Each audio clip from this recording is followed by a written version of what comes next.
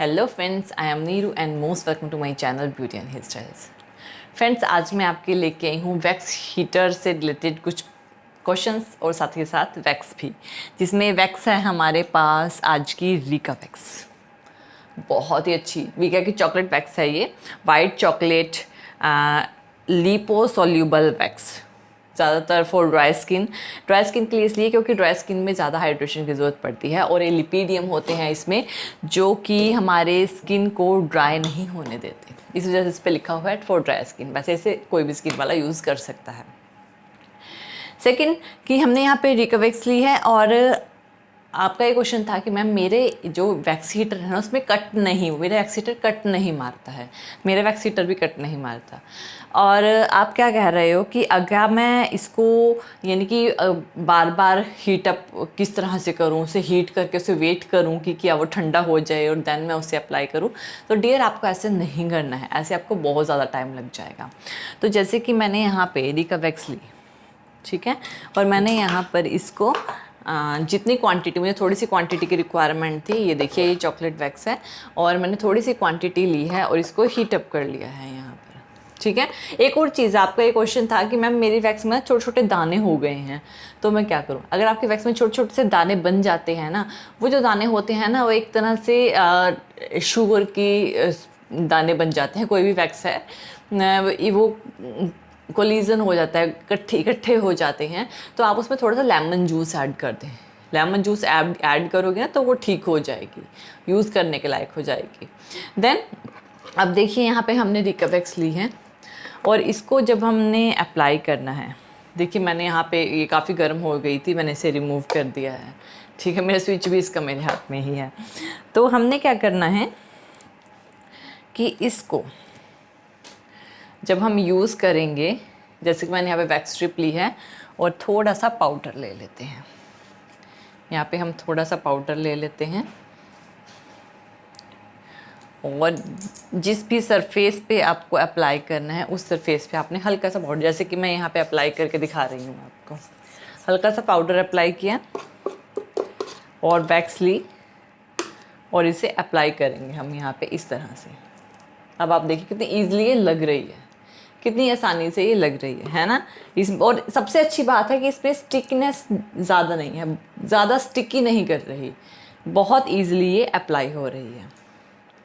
और इसको हम वैक्स स्ट्रिप लगाया, इसको ज़रा सा प्रेस किया एंड देन इसे रिमूव कर दिया और आप देखिए कितने सारे हेयर इसने वन टाइम में रिमूव कर दिया। यानी पूरा एरिया जितने में हमने वैक्स लगाई थी ना, उस कंप्लीट एरिया के हेयर जो हैं इसने एक ही टाइम में रिमूव कर दिए। मुझे रीका वैक्स पर्सनली बहुत पसंद है। थोड़ी कॉस्टली है लेकिन पर्सनली इसलिए पसंद है क्योंकि ये बहुत ही ज़्यादा अच्छी होती है, बहुत ही जल्दी से हेयर को ग्रैब कर लेती है, ठीक है। और जैसे कि आपको और वैक्स में प्रॉब्लम होती है ना, हेयर छूट जाते हैं, इसमें नहीं छूटते। और दूसरी एक और चीज़ कि आप कहते हो कि मैम मान लीजिए कि जो हमारा वैक्स हीटर है वो कट नहीं मारता, वो डायरेक्ट है, जैसे मेरा वैक्स हीटर है। तो जैसे कि मैंने गरम कर लिया, अब आप क्या करो, अब जैसे कि ये ठंडी हो गई, सपोज कीजिए, वैसे तो ये गर्म है अभी भी मेरी तो गर्म है, तो ये ठंडी हो जाती है वैक्स करते करते, क्योंकि 2-3 बार आपको बीच में गर्म करनी पड़ती है। अगर ये बाई चांस ठंडी हो जाए तो आपको इसको फिर से ऑन करना है, लेकिन ऑन करने के बाद आपको इसे पूरा गर्म होने तक वेट नहीं करना। आप उसे इतना ही गर्म कीजिए, इतनी कंसिस्टेंसी, आपको कंसिस्टेंसी इस तरह की, अगर जब आपको इस तरह की कंसिस्टेंसी मिल जाए ना, तो अपन वैक्स हीटर बंद कर दीजिए। ये ज़रूरी है, वैक्स हीटर आपको बंद करना पड़ेगा। अगर आप बंद नहीं करोगे वो बहुत ओवर हीट हो जाएगी, और अगर वो ओवर हीट हो जाती है तो अगर आप उसे अप्लाई करोगे तो बर्न हो जाओगे, तो ये तो हम नहीं चाहते, है ना। और या फिर आपको वेट करना पड़ेगा, और वेट करने के लिए आपको बहुत ज़्यादा टाइम वेट करना पड़ेगा, क्योंकि ठंडी ये धीरे धीरे होती है। अब ये नहीं कि एकदम से आपने किया और एकदम ठंडी हो गई, ऐसी नहीं है। आपने गर्म किया है, अब देखिए मैंने कितने, जब मैंने गर्म किया था अब तक अपनी कंसिस्टेंसी पे, थोड़ी सी वैक्स है फिर भी कंसिस्टेंसी पे है अपनी, जितनी हमें चाहिए उतनी कंसिस्टेंसी पे मेंटेन है। लेकिन अगर ठंडी हो जाती है, मैं इसे कुछ टाइम के लिए हीट करूँगी, ये नहीं कि इसको पूरा हीट होने देना है। और एक चीज़ और कि आप कह रहे हो कि ये कट नहीं मार रहा, तो ठीक है ये कट नहीं मारता, लेकिन मान लीजिए जो कट मारते हैं ना, वैक्स हीटर जो कट मारते हैं वो भी एक पर्टिकुलर टेम्परेचर पे जाकर कट मारते हैं। तब तक उस टाइम पे भी वैक्स बहुत ज़्यादा गर्म हो चुकी होती है, तो उसे भी हमें पहले ही ऑफ करना पड़ता है। इस चीज़ का ध्यान रखें।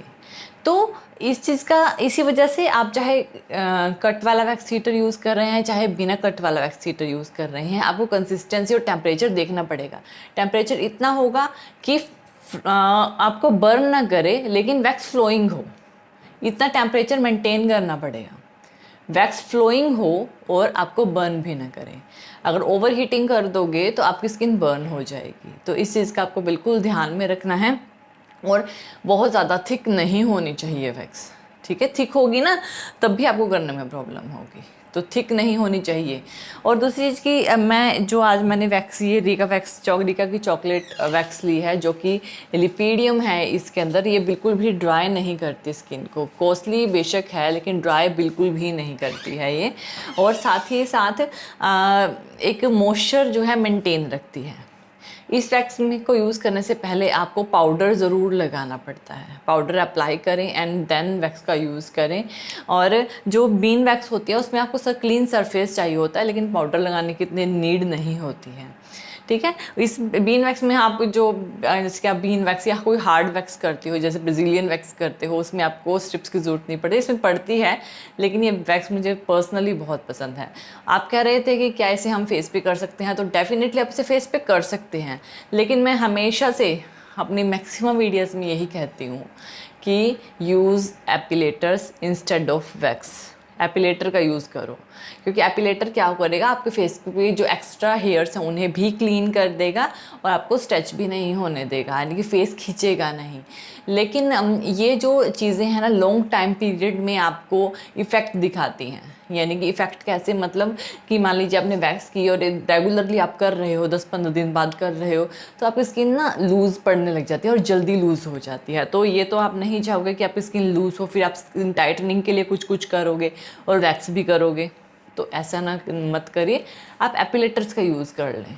एपिलेटर यूज़ करने से क्या होगा कि एक तो आपके स्किन के एक्स्ट्रा हेयर्स भी निकल जाएंगे और आपको वैक्स भी नहीं करनी पड़ेगी, और किसी भी टाइम कर लो, उसका ये है। हाँ, अगर आप हैंड के लिए, बॉडी वैक्स के लिए या कोई भी बॉडी के लिए, लेग्स के लिए कोई भी वैक्स चूज़ कर रहे हो तो आप कोई भी वैक्स चूज़ कर सकते हैं, ठीक है। अगर आपको ज़्यादा कॉस्टली यानी पड़ रही है कोई वैक्स, तो यानी कॉस्टली है थोड़ी लेकिन अच्छी है, लेकिन अगर आप नहीं अफोर्ड कर पाए तो आप हनी वैक्स का यूज़ कर लो, आप चॉकलेट वैक्स का यूज़ कर लो, ठीक है। तो कोई भी वैक्स यूज़ कर सकते हो। तो फ्रेंड्स, आई होप सो कि आपको ये मेरा वीडियो पसंद आया होगा। तो थैंक यू वीडियो देखने के लिए। और ज़्यादा अपडेटिंग वीडियोस के लिए आप मेरे channel beauty and hair style को सब्सक्राइब कर सकते हैं। Thank you friends, good bye.